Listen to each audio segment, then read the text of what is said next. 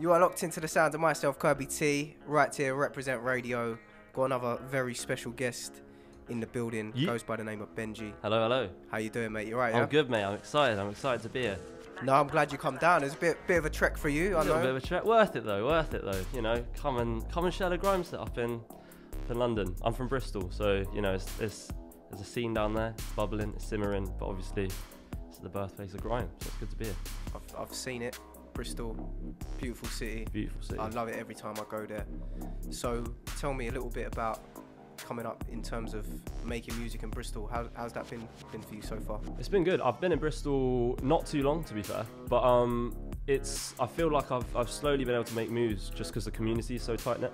So you know, there's loads of jams and stuff, which is a great way of networking and meeting people. And then it's really just like that's how I started, like getting to know people, and then trying to build up a little bit of like an artist identity.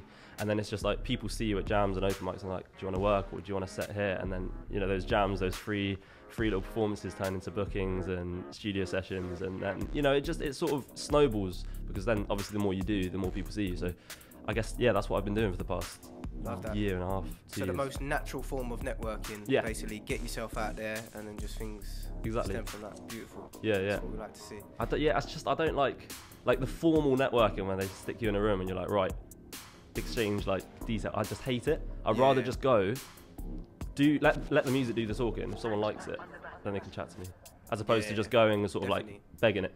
I think I've even said before, I think, you know, the two type of interactions I prefer in terms of like when finding artists is, you know, if an artist was to approach me with music and go, yo, I'm an artist from here, and kind of introduce themselves in a correct way, and then you know, if I check them out and I'm feeling their stuff, then boom, that's an automatic connection. Or, you know, like you've been doing, go out to events and places like that, and you actually meet these people, you talk to them, get an understanding for them, and I feel like it brings a much more natural. Yeah, it's personal. It's that face-to-face sort of interaction. Because as well, you can 100%. form friendships as well.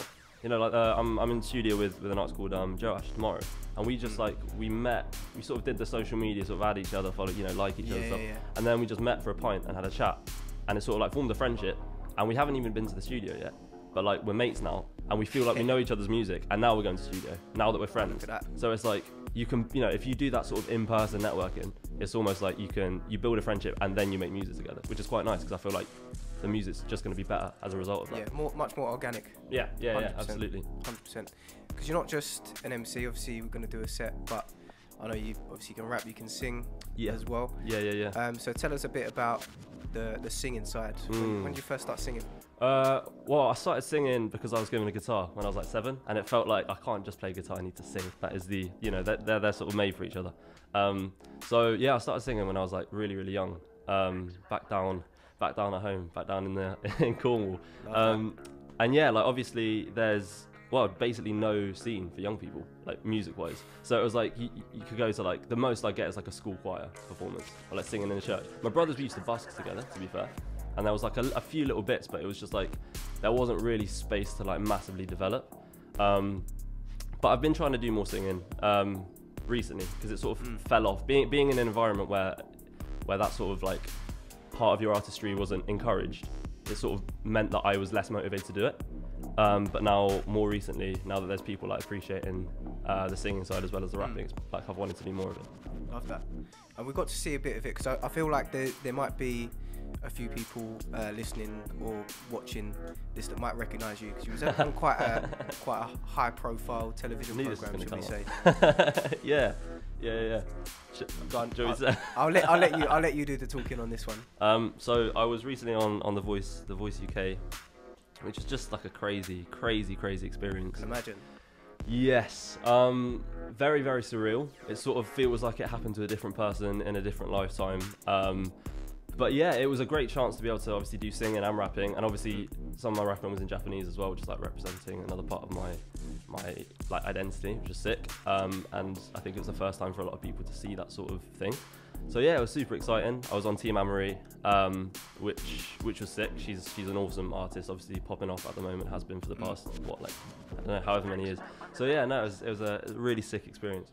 I can imagine. Because how did that feel as well? Like when you had the chair first Yeah. Spin around. Yeah. I mean, so when I went on, I was sort of like, if I'm lucky, maybe I'll get 1 or 2 chairs. Yeah. And like, if that, I was thinking, because I'm rapping, maybe will.i.am, and like that would be enough for me. I would have been gassed.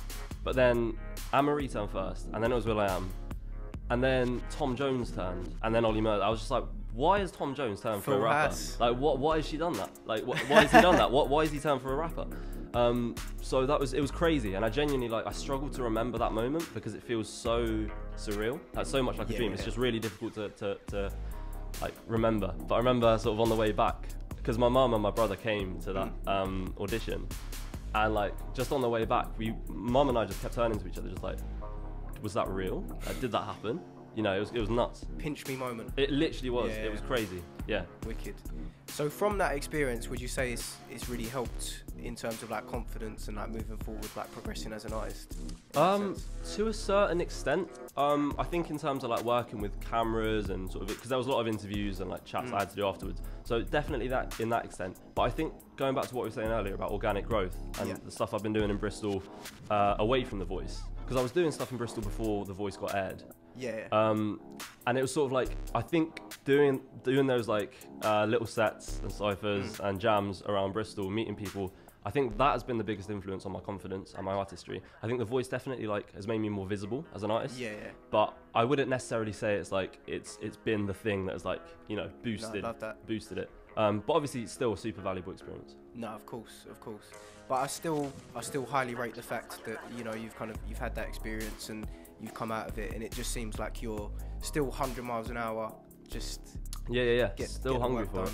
Yeah, exactly. Crack on. So 2023, what's the rest of the year looking like? 2023, I've been saying to myself, 2023 is the year that I release regularly release music, because last year and the year before, like, it was a bit lax, you know, and this year I want to be releasing more music and also just like working with more people, collaborating more, doing more stuff obviously in Bristol but also outside of Bristol, so stuff like this is just sick. But yeah, I guess just like continuing to spread the word. I was saying to you earlier, I still feel like I'm fairly early on in my musical career, so it's just like trying to perform in front of as many new people as possible, trying to get the bars out there, get the message out there. But yeah, releasing more music is definitely like the top priority. I've got, you know, shows coming up this year, got some exciting news which I am yet to announce but will be announced soon, in terms of performances. So yeah, there's lots of exciting things happening. Is there any you can announce, or is it all a bit exclusive at the minute? The exciting stuff is yet to be announced. Is yet to be announced. I'm not gonna say anymore. Not too much. Yeah. I would like to know a bit more about the sort of artists that you've been working with. Obviously, you've been networking quite a bit, from what you've been saying. So what are the other artists you've kind of come across which you've kind of stemmed relationships with and started working with? So I've been trying to work with a lot of like hip hop sort of style artists, and also, I mean, like my last release was sort of like a hip hop, quite Loyal Kana influenced track. It was called Noted.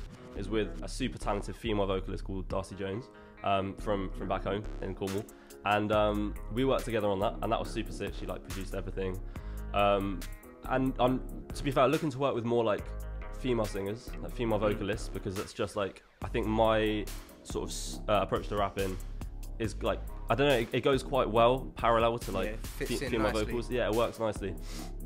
But I've been working with like sort of dance DJs as well, so I've got some sort of heavier 140 stuff coming. But I think I've just been trying to keep it versatile, so trying to do a little bit of, you know, kind of little drummers.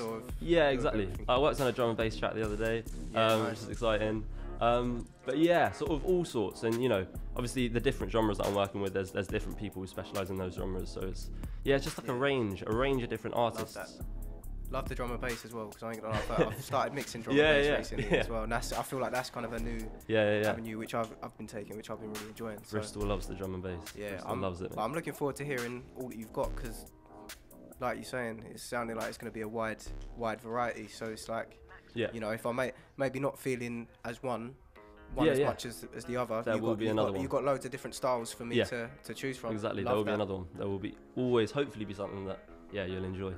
Love that.